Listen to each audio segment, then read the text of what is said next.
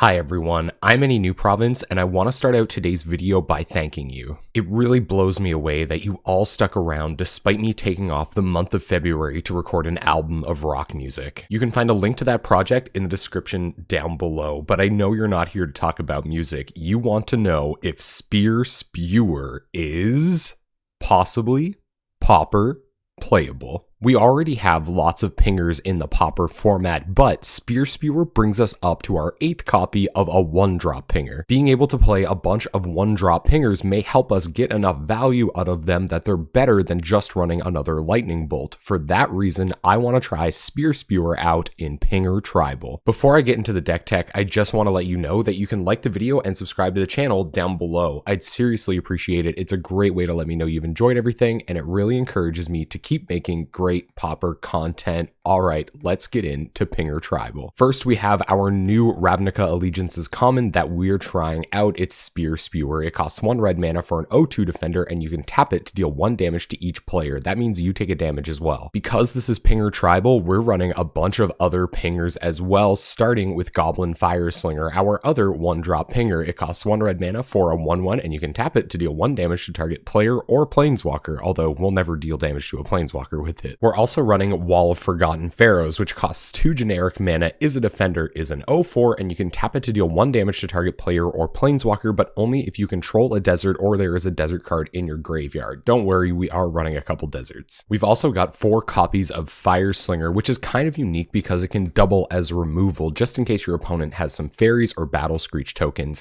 It costs 1 and a red for a 1/1, and you can tap it to deal 1 damage to any target and 1 damage to yourself. Finally, we're running the most iconic pinger in the entirety of the Pauper format. This is Thermo Alchemist. It costs 1 and a red for an 0/3 defender, and you can tap it to deal 1 damage to each opponent. Whenever you cast an instant or sorcery spell, untap Thermo Alchemist. While we're not running as many instants and sorceries as Burn is, we can still get some extra value out of Thermo Alchemist every now and then. We're also running Curse of the Pierced Heart, which is kind of like a pinger, but it's not a creature, so it doesn't technically count. It costs 1 and a red for an Aura Curse. It enchants a player. At the beginning of enchanted player's upkeep, Curse of the Pierced Heart deals 1 damage to that player or planeswalker that player controls. The rest of our deck plays out very similar to just a standard burn deck. Sometimes we don't have enough time to just continuously tap pingers to kill our opponents, so we've got burn to do that job. Our first burn spell is Searing Blaze, and it can kind of act as a utility spell, killing a creature as well. It costs red for an instant, and it deals 1 damage to target player or planeswalker and 1 damage to target creature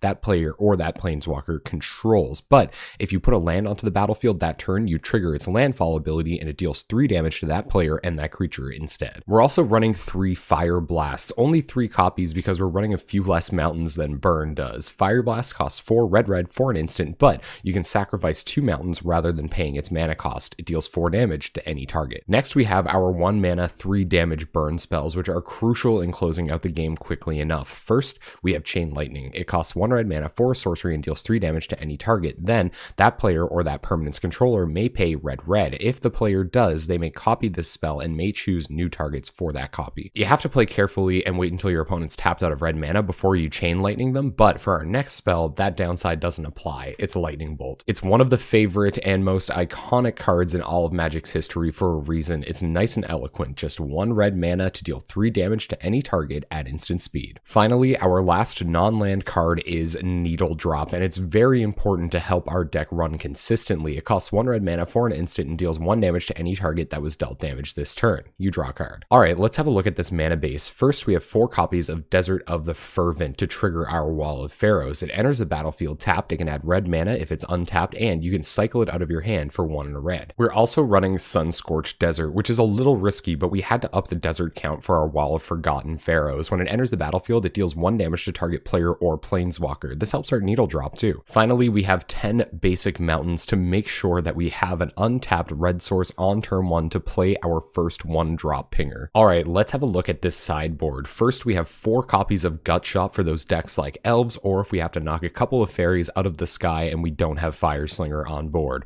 We have 3 copies of Molten Rain to slow Tron down just enough to kill them. We have 4 copies of Smash to Smithereens to deal with Boros Monarch and Affinity's lands, and we have 4 copies of Electrickery for wrathing the board of all the X1s. And there you have it, Pinger Tribal featuring featuring Spear Spewer. We're going to take this deck into a league at twitch.tv/anynewprovince this Tuesday night at 7 p.m. Atlantic time. We're there every Tuesday night playing possibly Pauper playable decks. Before I go, I just want to remind you that you can like the video or subscribe to the channel down below. I'd seriously appreciate it. It's a great way to let me know you've enjoyed everything, and it really encourages me to keep making great Pauper content. Thank you so much for watching. Hopefully, we'll see you on Tuesday night.